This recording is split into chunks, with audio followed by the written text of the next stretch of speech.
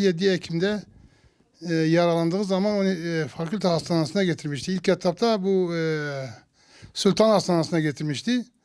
Sultan Hastanesi'nden acil bir şekilde bir pansuman yapmıştı. Onu yani acil olduğu için fakülteye göndermişti. Şimdi fakülteye giderken haber bize geldi. İşte oğlun yaralıdır diye. Ben fakülteye gittim. Fakülteden çocuğu gördüm. Dediler işte bu plastik cerrahi aşağı kısmında olduğu için bizi fakülteden arabayla oraya gönderdi. Oğlumu getirdim, bir yerde işte yatırdılar doktorlar. Tabii yatırdığı gün 4 gün üstünden geçti. Oğluma herhangi bir müdahale veyahut da sen kimsin, neyin nesisin, ne için buraya gelmişsin diye hiç kimse sormadı. Hiç kimse, hiçbir doktor müdahale etmedi. Biz o zaman hani biz o kadar düşünmedik yani kasıtlı mıdır? Acaba niye doktorlar gelip bakmıyorlar?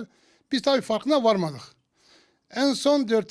gün işte doktorlar gelip bizim yanımızda yani yatan bir tane bu kısmına yani bu burun kısmına vurmuştu. Onun üstüne habire doktorlar gidip geliyordu. Bir tane gidiyor, bir tane geliyordu. Ama bizim hasta oradaydı. Kimse bakıp da sormuyordu. Bu hasta neyin nesidir? Bu kimdir burada? Ne işi vardır burada? Soran olmadı. Bir gün doktora gittim. Ya dedim hocam dedim bu benim oğlum dedim. Seytan çiftçi dedim. Bu 4 gündür bu çocuk burada yataktadır. Yani insan bir odunu atsaydı bu yatağın üstüne herhalde siz geçerken derdiniz ya bu odunu kim atmış buraya? Benim oğlum 4 gündür burada müdahale etmiyorsunuz. Oğlumu taburcu edin ben oğlumu biraz çıkarttım. Farkına vardık tabii. Farkına vardık artık bu çocuk. Fark ettik ki yani bu 6-7 Ekim'de bunlar dindarlara hani bu dindarlara bu tür hakaret yaptıktan dolayı bu dindar olduğu için gelip hiç kimse böyle müdahale etmedi. Biz farkına vardık tabii. Ondan sonra çocuğu işte aldım.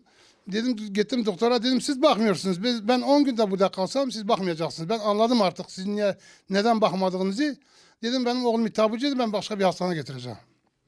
İşte o esnada dediler yok biz taburcu etmiyoruz. Dedim taburcu edeceksiniz yoksa oğlumu getireceğim dedim. Ondan sonra dedi sen imza atıyorsun oğlunu getireceksin diye dedim getir ben imza atayım dedim. Ondan sonra dedi sen şimdiye kadar 4 gündür dedi seni bunun için mi orada beklettiler dedi. Hiç mi bakmadılar bunlar dedi. Dedi baksaydı en azından 1-2 saat içinde belki senin çocuğun taburcu edecek. Boşu boşuna 4 gün seni orada neye hapsetmişler. Ondan sonra dikiş attılar çocuğun eline. Dedi bizi taburcu etti. Dedi git eve 2 gün sonra gel yine tedavi yap. Bu son zamanlarda giden polisler de artık onlara da aynı muamele gördüğü için dedim ha demek teşhisim doğruydu.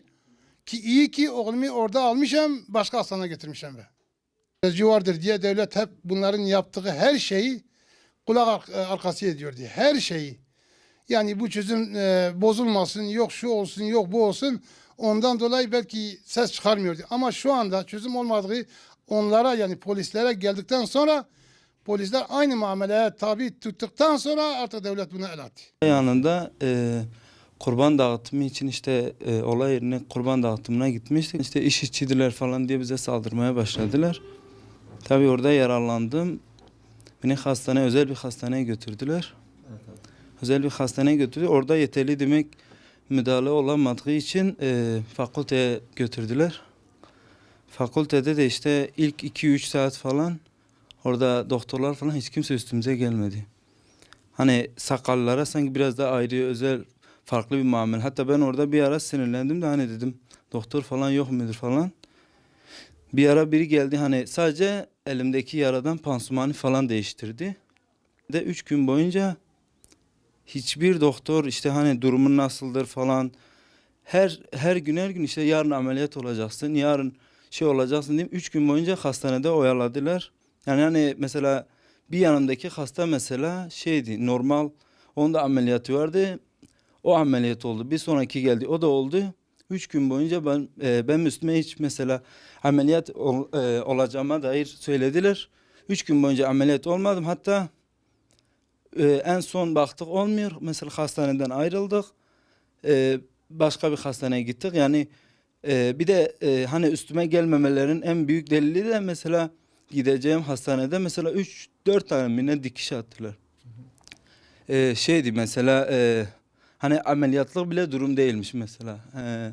Yani 3-4 kişilik bir olay, hiç hani doktorların üstüme gelmemeleri falan, hiç sormamaları. Hani o zaman da sakallı olduğumdan dolayı olayların da, özellikle mesela sakallı olmanın gerektirdiğinden dolayı, hani işçi damgası olduğundan dolayı, yani doktorlar biraz işi siyasi anlamda farklı yöne çevirdiler. Hiçbir müdahale yapmadılar.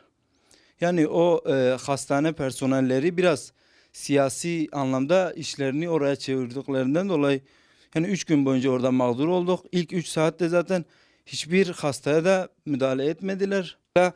Aslında şu an fırsattır mesela devlet için, özellikle bu durumlarda, çünkü daha önce hani biraz daha çözüm sürecidir falan deyip biraz daha bazı şeylere göz yumdular. Şu an açık fırsattır mesela, artık bir şeyleri, özellikle bu bölgedeki Müslüman halkın, yani devlet hani bu halktan vergi alıyor, devlet yani bu milletin, mesela askerde bir yıl adam devlete askerlik yapıyor. Hiçbir şey olmasa sırf bundan dolayı devlet bu halka sahip çıkmakla zorunludur. Bir de bu olaylardan ders çıkarıp, çözüm sürecinden ders çıkarıp, yani artık bundan sonraki zamanda biraz daha dikkatli olup bu olayların üstünde durmaları gerekiyor. Özellikle bu